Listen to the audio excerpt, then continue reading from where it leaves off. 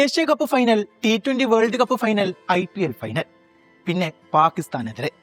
Middle ഓർഡറിൽ mass heating നടത്തി അയാൾ പലവട്ടം ഇന്ത്യയുടെ പ്രഷർ എടുത്തു കളഞ്ഞിട്ടുണ്ട്.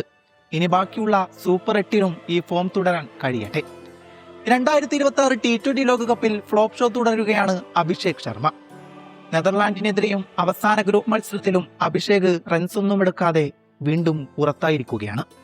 മൂന്നാം പന്തിൽ ആരും തെറ്റാണ് അഭിഷേകിനെ ബോൾ ഡെക്കാക്കിയത്. T20 ലോകകപ്പിൽ 3 മത്സരം കളിച്ച അഭിഷേകിന് ഇതുവരെ അക്കൗണ്ട് തുറക്കാനായിട്ടില്ല. ടൂർണമെന്റിൽ നേരത്തെ അമേരിക്കക്കും പാകിസ്ഥാനുമെതിരെ കളിച്ച മത്സരങ്ങളിൽ അഭിഷേക് റൺസൊന്നും എടുക്കാതെ പുറത്തായിരുന്നു. ഇതോടെ അവസാനം കളിച്ച 3 മത്സരങ്ങളിലും 0-ന് പുറത്താകുകയായിരുന്നു. ഇതിൽ അമേരിക്കക്കെതിരെ അഭിഷേക് ഗോൾഡൻ ഡെക്കായിരുന്നു.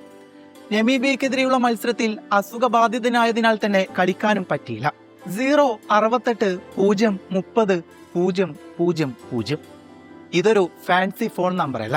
ഇന്ത്യൻ T20 ഫോർമാറ്റിലെ പുതിയ സെൻസേഷനായ അഭിഷേക് ശർമ്മയുടെ അവസാന 7 ഇന്നിംഗ്സിലെ സ്കോറുകളാണ്.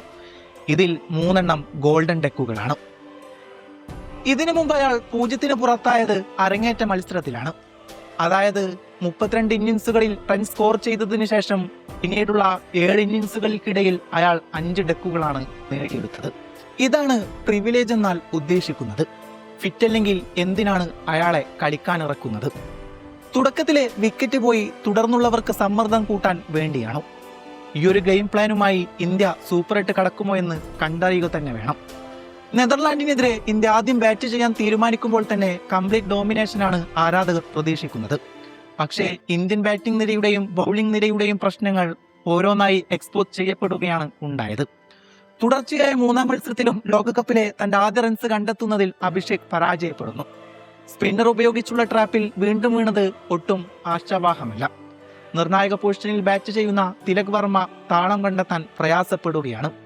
നെതർലാൻഡിനെതിരെയുള്ള മത്സരത്തിലെ തിലക് സൂര്യ പാർട്ണർഷിപ്പൊക്കെ ഏകദിന മോഡിലാണ് മുന്നോട്ട് പോയത്. ഫിനിഷിംഗിൽ റിങ്കു സിംഗിന്റെ കാര്യത്തിൽ തീരുമാനമെടുക്കാൻ ആവശ്യത്തിന് ബോളുകൾ ലഭിക്കുന്നില്ല. ബൗളിംഗ് യൂണിറ്റിന് നയിക്കുന്ന ബുംറയും വരുണും ഒഴികെ മറ്റാരും പ്രതീക്ഷിച്ച ഇമ്പാക്ട് ഉണ്ടാക്കിയിട്ടുമില്ല. സുന്ദറാകട്ടെ കിട്ടിയ അവസരങ്ങൾ ഉപയോഗപ്പെടുത്തിയിട്ടുമില്ല.